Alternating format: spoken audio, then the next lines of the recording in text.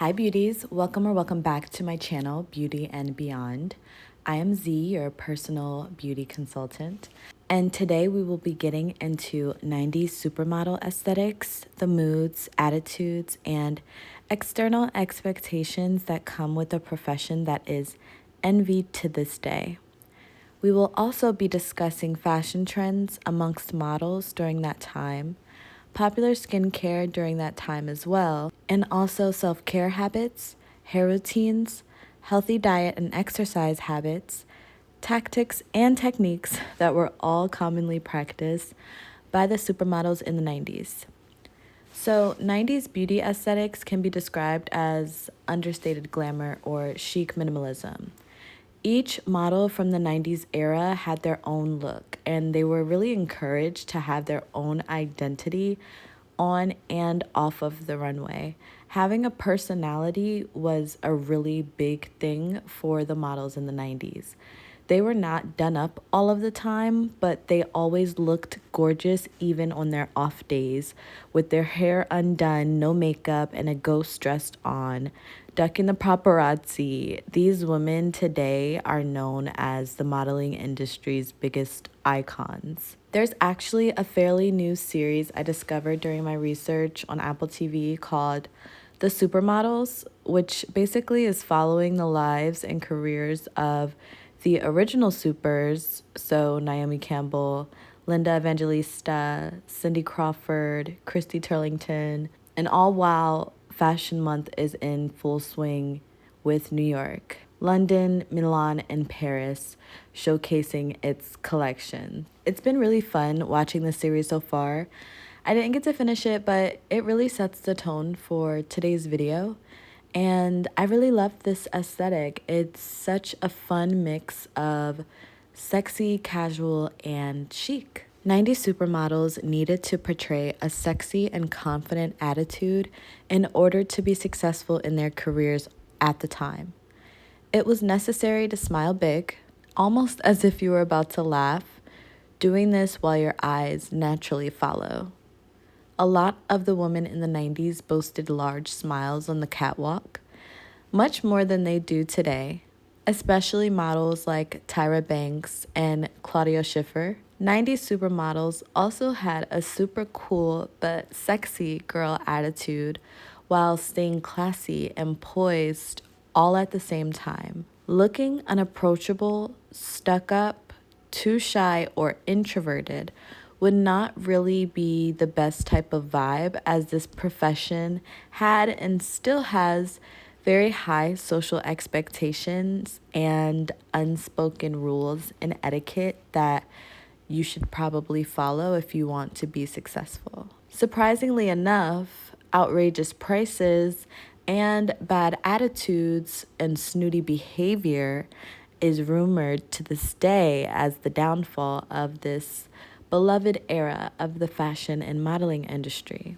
The most reputable are the women of the 90s who've seemed to monopolize the modeling industry. Like I mentioned before, Cindy Crawford, Naomi Campbell, Linda Evangelista, Christy Turlington, Claudia Schiffer, and Kate Moss was who was missing from that series. But they became the most recognizable faces of fashion and still are today. Basically, they developed a really close friendship amongst each other and they formed their way to the top, which I think is so badass for a group of women to come together and do, and to just take over and dominate an industry. And like Linda Evangelista said, she's not getting out of bed unless it's for something over $10,000. I get it. It's a quite rude thing to say during an interview, but I'm not mad at her for saying it. It is what it is. Overall, their collective power and their influence on the industry was unprecedented. So no one could compare to the amount of a chokehold that they had on the fashion industry during this time. They set a really high bar for who could be considered as a supermodel. So not just a model, but a supermodel. There's a big difference. These women valued their exclusivity and they really honed in on the skill and the craft through just working with so many other types of artists to create one project and constantly doing that and getting your name out there.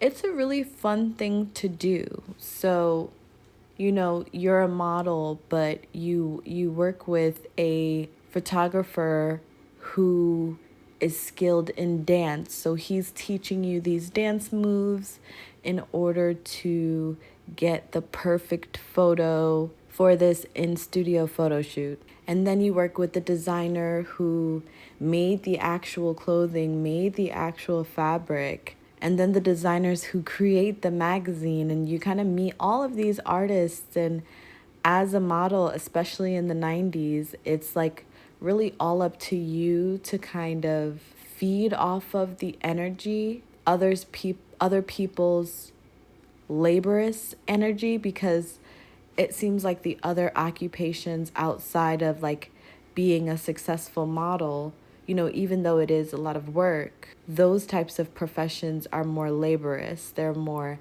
working with the hands and, having to be skilled and having to go to school for X amount of years, when really the privilege of being a model was that all you really had to do was make your beauty look effortless, which really it always has been, because to be a model was to be chosen.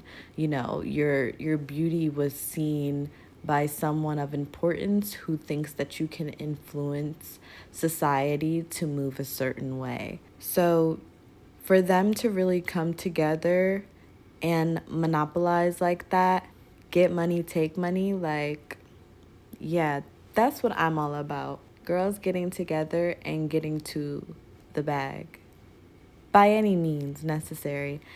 And then I also like the fact that this occupation is more lax. It can be stressful, I believe, but I think it's if you make it stressful. Also, I believe like anything you kind of have to get into the habit of doing.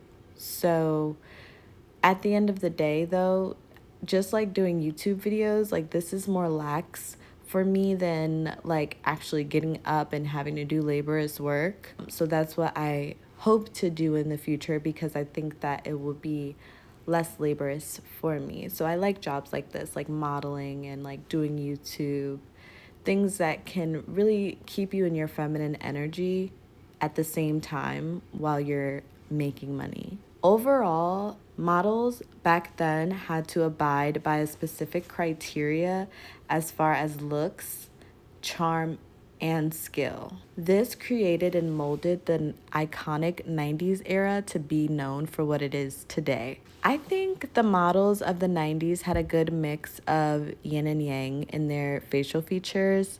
So yin meaning round and soft features, and yang meaning stronger and sharper, more thin features. So I think there was a lot of strong jaws with like low brows, which were very popular, leaning towards more of an androgynous look. So for example, Cindy Crawford, I think she looks amazing, and she actually mostly has a yang face. And the same for Claudia, who has low brows and deep set eyes. She has like a balanced face, and her blonde hair balances her features out as well. Linda Evangelista also has more yang facial features, but they each have a distinct feminine feature that creates that facial harmony, including hair. Like, that's such a big thing. As for the body, the standards were also pretty rigid. So each 90s model had her own way of doing things depending on her lifestyle and habits. I have a list here of some of the models and what they did because I thought that it was pretty interesting. So Elle Macpherson had an obsession with alkalizing greens, particularly super elixirs, which is basically an all-natural alkalizing green supplement which fights fatigue, stress cells, and premature aging. Kate Moss is just perfect and she doesn't need anything. No, just kidding. But she uses ice and cucumber when she wakes up puffy. And she also says that she enjoys Moroccan oil for her hair care and creme de la mer, as well as oils at night and the super elixir in her juices. So, like, I know some people put like elixirs in their drinks. You can do that too for like healthy skin. Amber Valletta, she was obsessed with eye creams, and she says that she goes to the Japanese grocery store to pick out sheet masks that basically promise ultimate hydration because she has dry skin. Cindy Crawford, she has a must for SPF 100, which is whoa crazy to me, but you never know how sensitive people are to the sun, and you really don't want sunspots, wrinkles, your skin to get droopy. So like even if you do have melanin, you're like still susceptible to sunspots and freckles and wrinkles and like saggy skin. Like if you ever watched Big Mama's House, like how they had that man's face sagging and on the front of his skin, that's what our skin does in the sun. Not necessarily burn as much, but it gets droopy. So you want to do sunscreen. But I usually do SPF 50, not SPF 100. So, but she also makes sure that she always has a hat or something to cover her chest as well. So she makes sure that she's definitely protected from the sun, which is basically like the most anti-aging thing you can do for yourself. Chrissy Turlington told Harper's Bazaar that it's really specific to skin regeneration as far as her skincare routine, and it's incredibly difficult to access her ingredients through her diet alone. So she used to take omega-3 capsules, but now she gets her essential fatty acids through food. And one of her favorite foods to get her essential fatty acids is cod. So that's just some ways that these models have said that they've managed their diet. And rumors will say that these models got their good looks from champagne, cigarettes, and no sleep. But, you know, we can be real and say like heroin chic was a thing. Am I allowed to say that? Gosh, I really hope that's fine. It means like a female hero. And a lot of those women back in the 90's, especially aspiring models and even some famous models, they use their pretty privilege to get away with their drug habits. And really, it's kind of a toxic environment, especially back then. It was just normal for photographers and agencies to like just ask you to drop a couple of pounds, like right there with no hesitation, no warning, like, or even if they did give you kind of a warning, it's like done in a really backhanded way instead of a more supportive and I don't know, like more evaluative way. It's more just like cold, harsh, do this or you're getting kicked out type of way. But, you know, being skinny back then, it was just an obsession, and it only got worse during the 2000s, which is when it really did get sad. I actually did like my high school final paper on anorexia and how social media affected and supported diseases such as that. So I definitely know that in the 2000s, that was a big problem. But like I said earlier, during the 90's, models were becoming celebrities for being models, not the other way around. So Kate Moss redefined the fashion industry in the early 90's when she ushered in the era of waif-esque beauty and grunge beauty. She is known for her iconic Calvin Klein campaigns. The rise of grunge challenged the establishment of the glamorous aesthetic of the late 90's, and Kate Moss, with her waifish figure and effortless cool look, became the face of this new movement. She shook up the industry, you guys. Like, nonetheless, things always bridged the line at being problematic when it came to body standards. She's known for saying like nothing tastes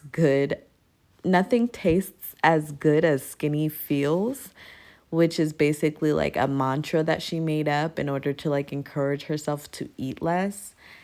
And I mean, get it how you live, girl, but at the end of the day, it is really dangerous to kind of just come out and say things like that, because you don't really give some people who aren't like, they don't have the cognitive dissonance, but you don't give them a chance to kind of like evaluate their own situation, their lifestyle, their habits, what they do on the daily, because some people can't really maintain that type of attitude in their lives because there's no space for it. And that depends on anything, really. But a holistic approach to obtaining this kind of body, beauty, and wellness is to get in the gym and practice low intensity workouts. So, your goal, like if you want to obtain the 90's aesthetic of beauty as far as the body, you should be toned and thin. Your arms should be toned, your shoulders should be toned, and you should look athletic with some muscle definition, but not too bulky. So you want to aim for a low BMI in the health range, but it's not necessary to get overly thin. Like if you're tall, that's like a plus, but you really can't change if you aren't. So just focus on the rest. If you're shorter, you can also try wearing monochrome outfits because they make you look a bit taller and thinner, especially if you wear all black. With that being said, fashion trends from Calvin Klein's minimalist chic to Versace's bold designs were prominent in the 90's. So casual clothing for the day-to-day wear would be like blue jeans and a white t-shirt. But of course the clothes like must be like not oversized, but not too tight either.